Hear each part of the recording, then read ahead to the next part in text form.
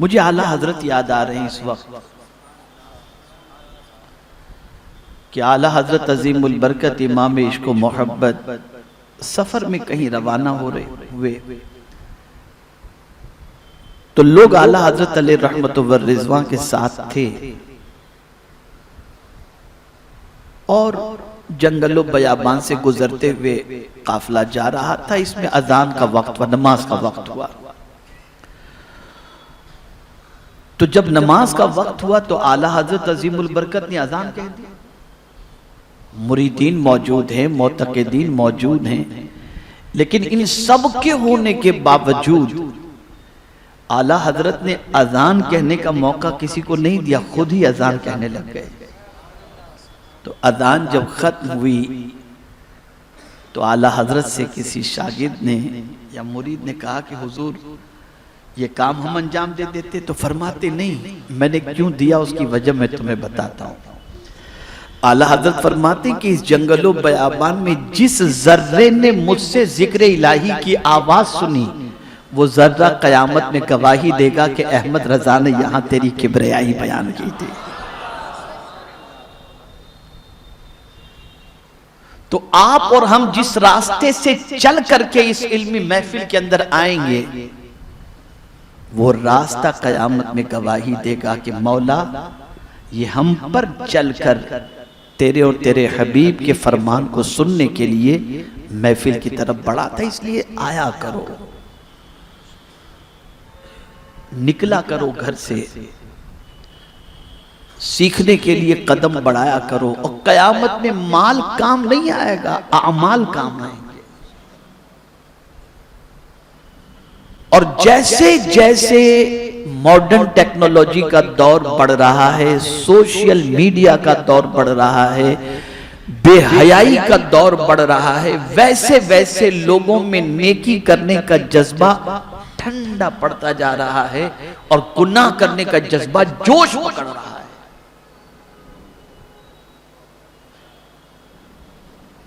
तो नेकी में जल्दी करो। सरकार फरमाते बादिरू बिल आमाल सबआन,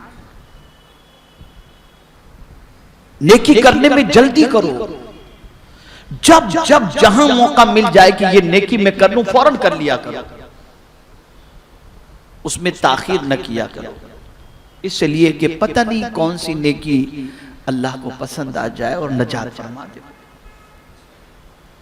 वो तो बहाना चाहता है, बख्शिश का कोई ना कोई बहाना चाहता है। तो नेकी करने में ताखीर न करो, नेकी कर लिया करो, जल्दी कर लिया करो। नेकी का जब जब मौका मिले नेकी कर लिया करो। अल्लाह अज़्ज़ व जल उस नेकी को कबूल फरमाकर हो सकता है उसी नेकी को हमारी नजात का जरिया बना दे। तो अर्ज ये कर रहा था, हफ्तावारी इज्तिमा में आप तशरीफ लाते हैं और आकर के बहुत सारी बातें आप सीखते हैं, अपने आप को संवारने की कोशिश करते हैं।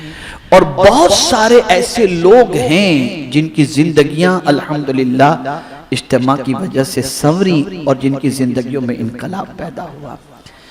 तो आप गुज़िश्ता इज्तिमा में समाअत फरमाए थे कि हलाक करने वाली दूसरी चीज कौन सी है। पहली चीज आपने माह रबीउन नूर के आगाज से पहले आपने समाअत फरमाई थी।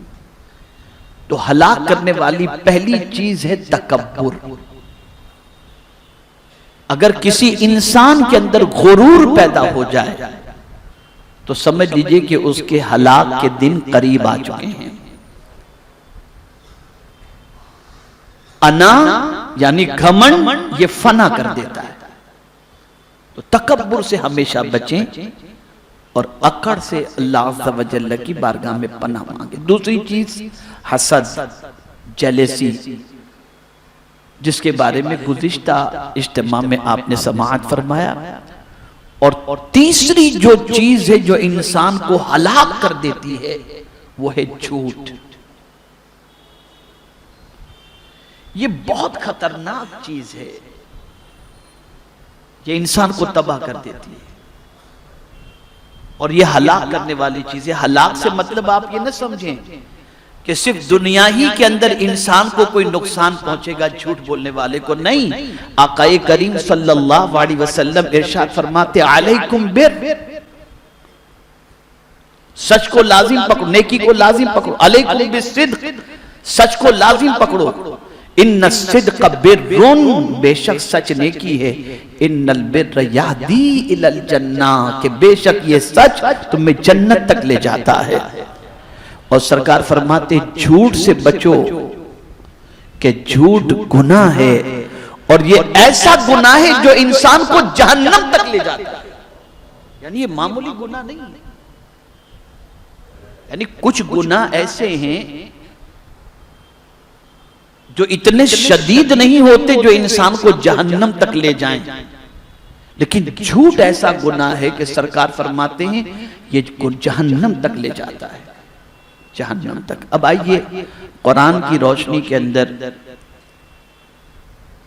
झूठ के बारे में थोड़ा सा समझने की कोशिश करें। सूरह नहल की आयत नंबर 105 में अल्लाह अज़्ज़ा व जल्ल इरशाद फरमाता है, इन्नमा यफ्तरिल कज़िबल्लज़ीना ला युमिनून बिआयातिल्लाह व उलाइका हुमुल काज़िबून। झूठ बहतान वही बांधते हैं, किसी पर बहतान लगाना और झूठ।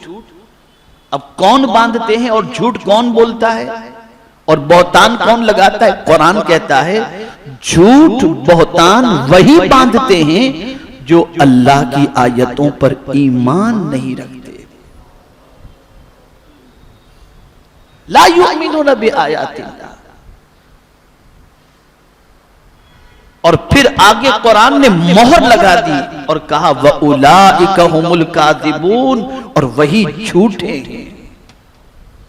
यहां मुराद जो है वो कुफ्र के बारे में है, इसलिए कि सबसे सच इस्लाम है, तौहीद है, और सबसे बड़ा झूठ कुफ्र है। एक खुदा को मानना ये सबसे बड़ा सच है, और कई खुदाओं को मानना ये सबसे बड़ा झूठ है। तो अल्लाह की आयतों पर जो ईमान नहीं लाते वो झूठ बांधते हैं, बहतान बांधते हैं, और वही झूठे हैं।